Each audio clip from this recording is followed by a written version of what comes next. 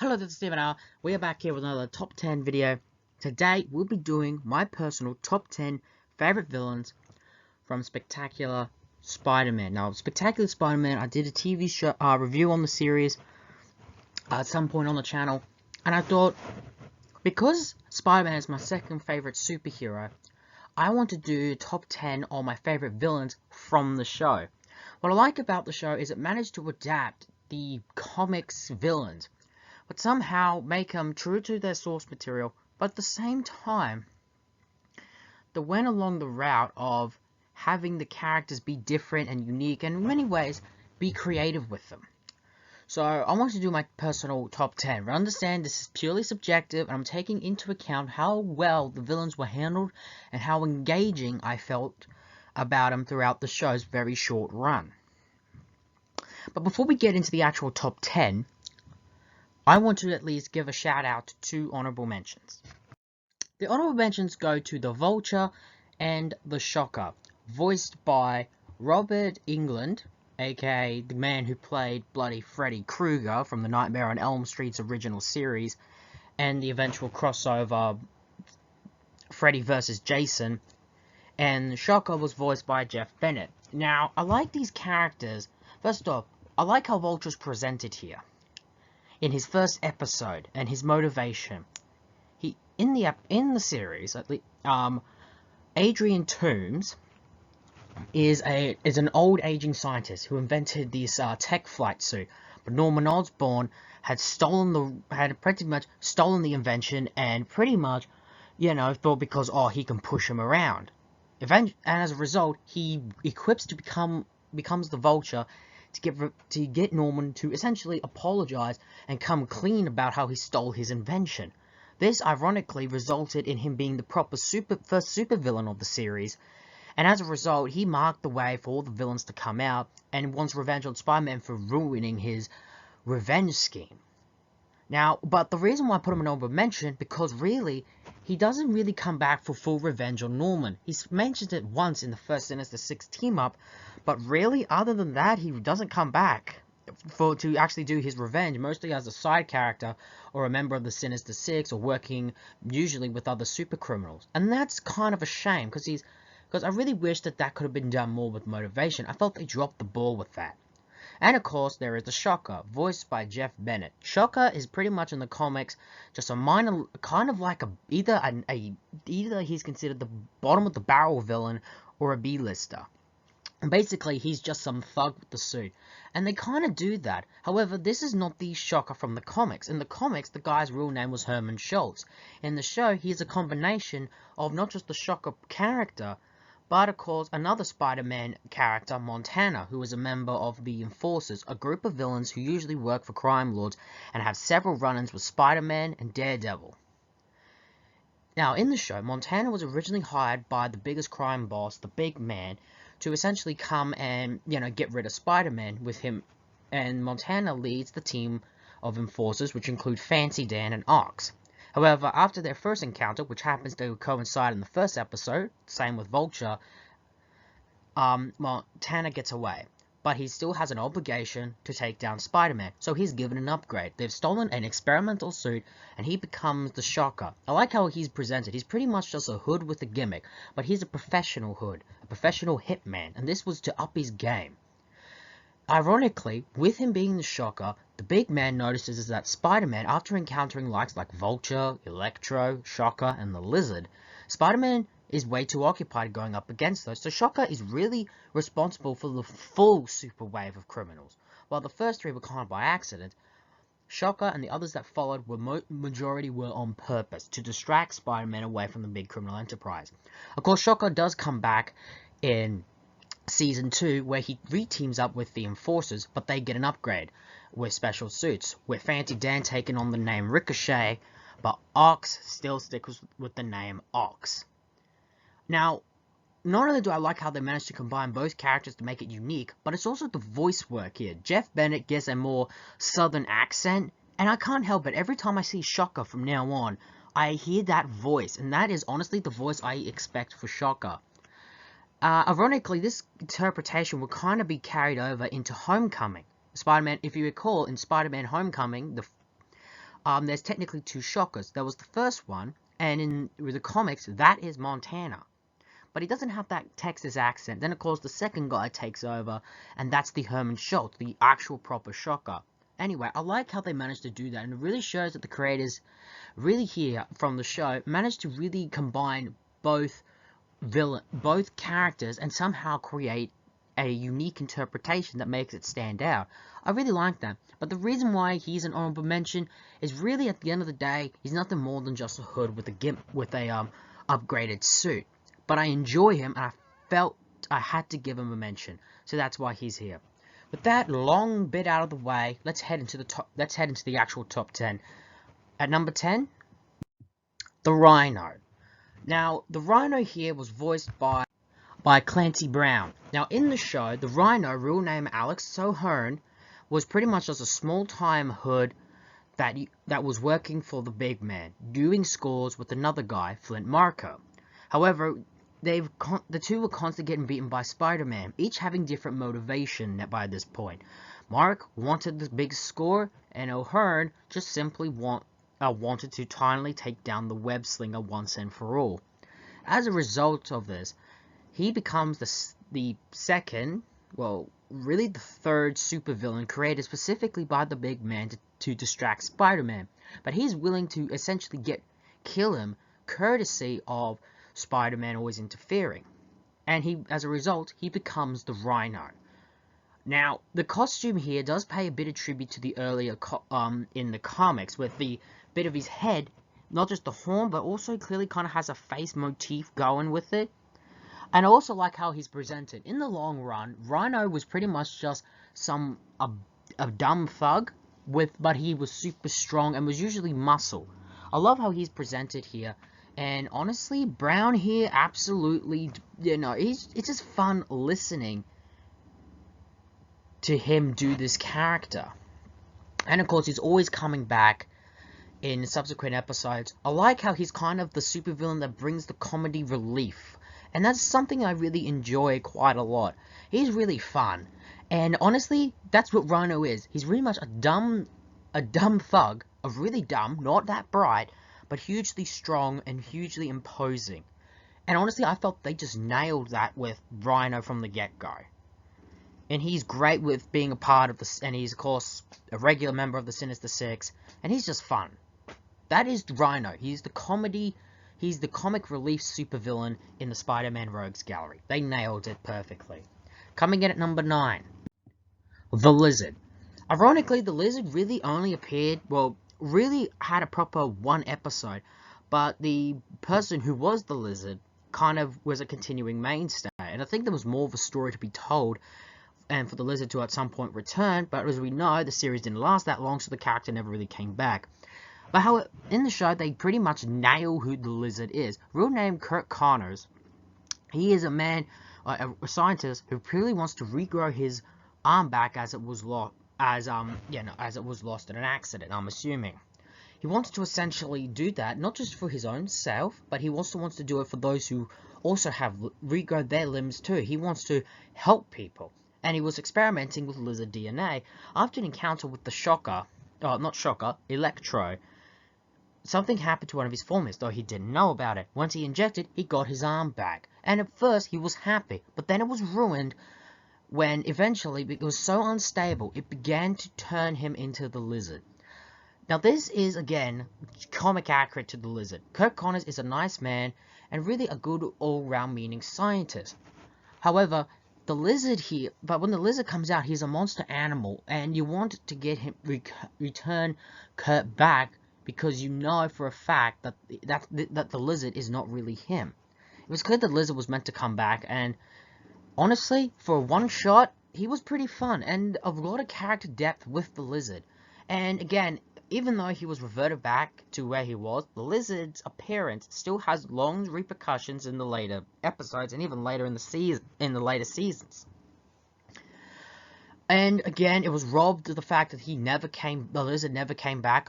He was always meant to. Sad that we never got that. The Lizard was just a fun character.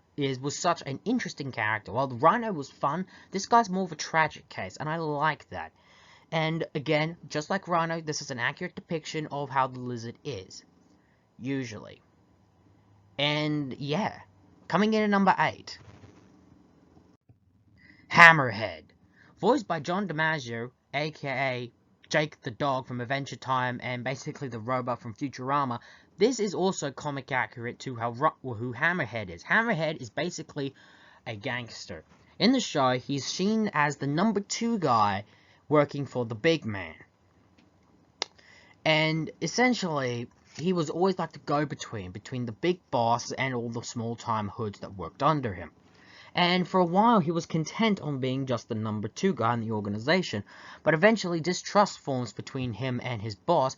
And eventually, he decides he wants to go on his own and essentially become the new big man. So he sets up a sort of what was meant to be a gangland peace summit, results in a 3-way fight between his boss and the 2 other rival bosses, resulting in arguably my favorite episode of the series. First off, John DiMaggio here absolutely nails the voice of Hammerhead. For many people, he is the voice of Hammerhead. After all, that's why he was brought back to reprise the role of Hammerhead in Spider-Man Shattered Dimensions, because that is it. Also, I like how the look of the character, it has more of an influence with the comics' earlier days. And again, for me, I always imagine Hammerhead wear a blue suit. And also, how he just says these lines like mook and all that. It just feels like this is a gangster ripped straight from the 20s. Also, I gotta like how they give him a little bit more depth, such as they established he used to date Silver Sable's daughter, but the relationship ended and he got fired from working for Silverman. Eventually started working for Tombstone, the big man. And at the end he kinda is going on the run, because after his plan fails, he kind of goes into hiding. I imagine if Season 3 was to have happened, he would have come back with all the bosses gone, and even the attempt of another villain trying to be the big boss. He comes back. I would imagine him coming back to fill the power vacuum. And honestly, that would be an interesting Hammerhead being the big boss. Yeah, I can't say more other than I absolutely love Hammerhead, and John DiMaggio does a fantastic job. Number 7. Venom. Now, unlike others I can say were comic accurate, Venom is a completely different case. Venom was completely redone for the show. Voiced by Benjamin Dishkin, probably pronouncing that a little bit wrong. Eddie Brock in the show is portrayed not as being a rival reporter for Peter Parker, but actually is portrayed as an old high school friend. He and Pete go way back, their families were friends, and the two really got to know each other and almost were like brothers, even to the point where Peter's always calling him bro. It's also established that the two's parents died in the same plane crash, but while Peter was lucky enough to have Aunt May and Uncle Ben take after him, Eddie didn't. He had no one. He had to kind of struggle on his own, but despite that, he didn't justify that to turn him evil, not at first. He's also shown to be quite fond of Gwen, and when Gwen had no one to really take her to this prom, this school event, he went as her date, and it really shows how likable he is. But he also shows to have a breaking point. Because of Peter's life as being Spider-Man, it affected their relationship when he was forced to lie, or basically couldn't explain things that make Peter look like trash or guilt. Venom, the relationship between Brock and Peter soured. And this all came to a boiling point with the symbiote. When the symbiote rejected Peter, and by this point, not only had Brock began to hate Peter, he began to hate Spider-Man. Because of that hate and anger, the symbiote latched onto him, and as a result, Venom was created. I love how Venom was done character-wise. Costume-wise, again, Venom was clearly more heavily influenced by the 80s. They tried to make it look more modern, but still keep true to the original, character. I personally will admit, the art design takes me a bit off. But despite that, I really enjoy the character was done and how he came back, and his motivation was to make Peter's life a miserable hell. Other villains didn't really have that, really. They mostly hated Spider-Man, and none of them, if any of them, ever knew that Peter Parker was actually Spider-Man. So that made Venom unique. He knew who Spider-Man really was, and basically just wanted to cause problems for him and his loved ones as revenge, courtesy of the symbiote really manipulating Eddie's mind. It was also, and as it ends with the symbiote going into hiding, and Eddie being sent to a pretty much mental institution. I would imagine if Season 3 came, Carnage would have appeared, and probably more character development with Eddie Brock and Venom would have been great to see. I love how the character was just given more depth, and was done very differently. I would say, out of the comics, there are really two great interpretations of the Eddie Brock Venom. This shows, and of course, Tom Hardy's portrayal of Venom in the Venom movie and its sequel. I really love this character, and I think they've done it tremendously well on the show. Number 6. Molten Man. Now, this is a villain that is not really that well known. He's more of a very minor league, but they managed to not just bring him to the show, but they in many ways retweaked him to become a completely different character.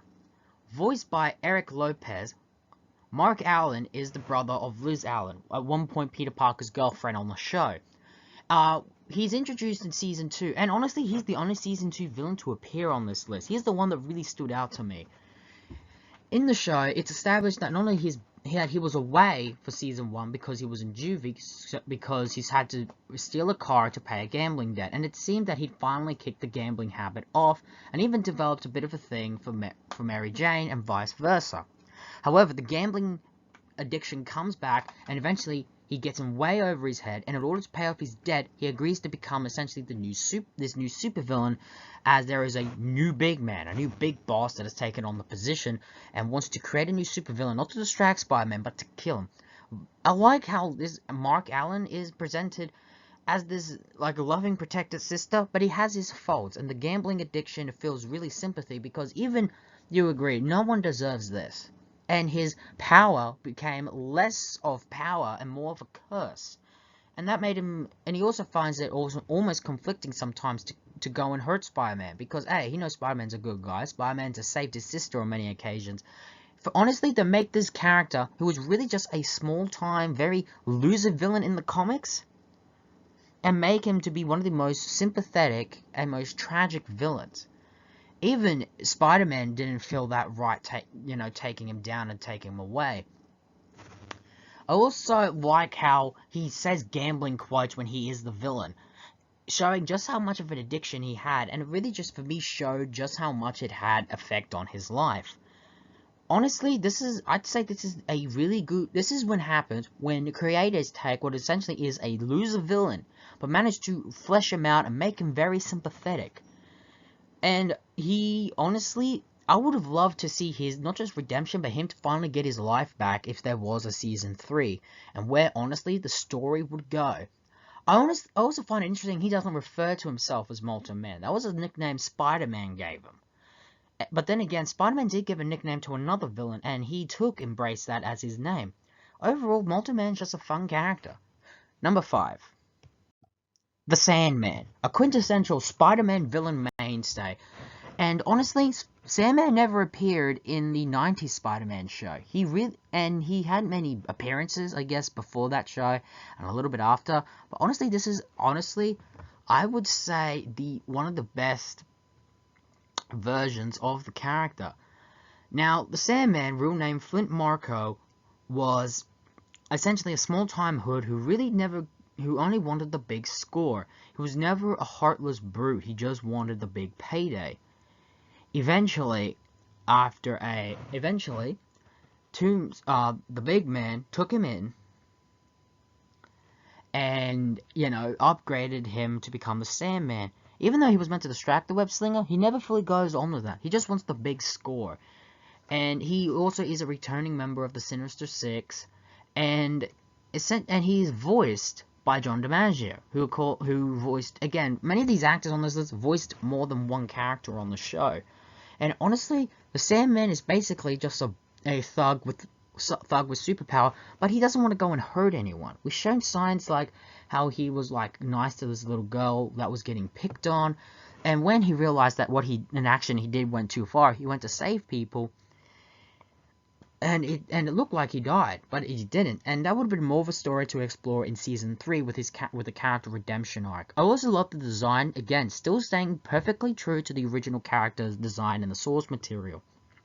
Again, Flint Marko, the Sandman, he's not a bad guy, but he's just, honestly, he's just some guy who wants the big score. That's all. He just wants to make a big robbery, and he doesn't want to hurt people, like other villains probably would. He doesn't roll like that.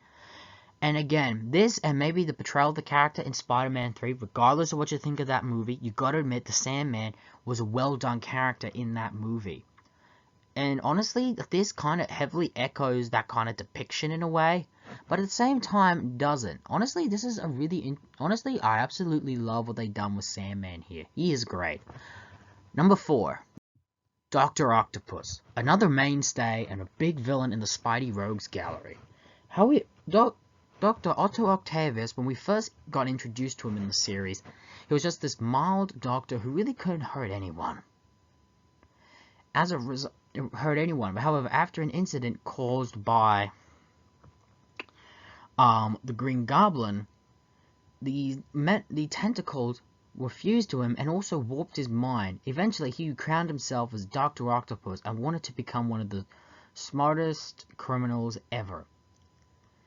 And he's pretty much the main leader of the Sinister Six, and was also really the forefront guy leading in the supervillain resolution. In other words, he was trying to start a complete criminal revolution. From that point on, the traditional gangsters and politicians will know, in his mind, were obsolete, were unnecessary.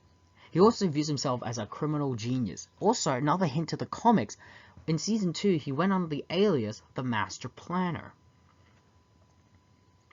which I honestly found to be very interesting, just how much of the source material these guys were sticking to. Now, the Doctor was voiced by Peter McNichol. Or was it McNichol? Probably pronouncing the last name wrong. But I recognize the voice actor, as he's been in a lot of things. If I recall correctly, I specifically remember him as voicing the Mad Hatter in the Batman Arkham games. And honestly, I just like the portrayal of the character, and yeah, the design, you could say, looks more like an action figure than an actual character, but I like how it stands out and it's different. I also just absolutely like how he was when he first was just a nice man. And yeah, he was working for villains, but overall, he wouldn't hurt a fly. This happened now, and the character goes from complete 180. And he's arguably just one of the best villains to appear on the show. And honestly, it just shows just how much of a... And honestly, he's probably one of the most intelligent villains on the show. He was just great. Number 3. Electro. Real name Max Dillon. This guy was an engineer working for Kirk Connors in his laboratory. However, an accident occurs, and as a result, this happens. He becomes Electro, this power wizard, this power person that can choose and harness electricity. However, all he wants is for a cure, but eventually, as time goes on, he embraces the nickname Electro, which Spider-Man gave him, and embraces being a supervillain and being, essentially, Doc Ock's most loyal, I guess, henchman, really. Voiced by Crispin Freeman, this guy is really tragic. He just wanted a normal life, and at first he didn't want the power, he just wanted to be normal. He never liked being called, and he honestly doesn't like being called Max Dillon, but prefers to be Electro. I also like the design is heavily inspired by the guy's original first appearance. Somehow, the design manages to stand out, and you know it becomes from this particular show. He's also one of the few villains that actually doesn't go to the main prison. Just like many, Electro, Captain Jupiter, and I'm assuming Eddie Brock, they go to Ravencroft, like this mental asylum. Also, and honestly, I'm more interested to where the character was going, if eventually he would become Max Dillon again, or if his power would just continue to warp him to the point where he becomes more and more like the supervillain lifestyle, becoming Electro. Honestly, he's one of the most tragic, and even Spider-Man feels guilty for not helping him when he first encounters him, barely recognizes him, finds out more about and feels guilty to never help. And in many ways, he kind of helped pay the Spider-Man character to be more empathetic to his villains. More so than I think any other superhero does to any of their villains. Number 2. The Green Goblin. Arguably Spider-Man's arch nemesis, and probably has caused more harm to the web-slinger than any other villain in the Rogues Gallery. In many ways, people have always viewed the Green Goblin, and even I have to agree, has always viewed him as essentially Spider-Man's answer to the Joker. In many ways, yes, but this guy has a more Halloween feel to him. The voice by Stephen Blum just feels so great. I also like how the character still remains a mystery to who's really behind the mask. I also like the design, again, more heavily influenced by the original, but also I just like how the guy's a mystery and does whatever, and essentially the motivation for the character is to essentially become the city's new big boss. And again, and I like how he poses more of a challenge to Spider-Man. Even though he's the arch villain, he really can't really take the title. I don't feel like he can take the title of being the series' main big bad. But he is still very consistent, and the identity of who he is keeping us on our edge of our seats, engaged. I won't reveal who he is, because honestly, you have to see. But honestly, I've grown to like this interpretation. I'll be honest, when I first watched the show, I was like, yeah, it was good, but not great. Now, I've grown to see how great it is. I will admit, he can be viewed as just a Joker clone for the show, but then again, that's always been the Green Goblin. He's always meant to be, honestly, Spider-Man's version of the Joker.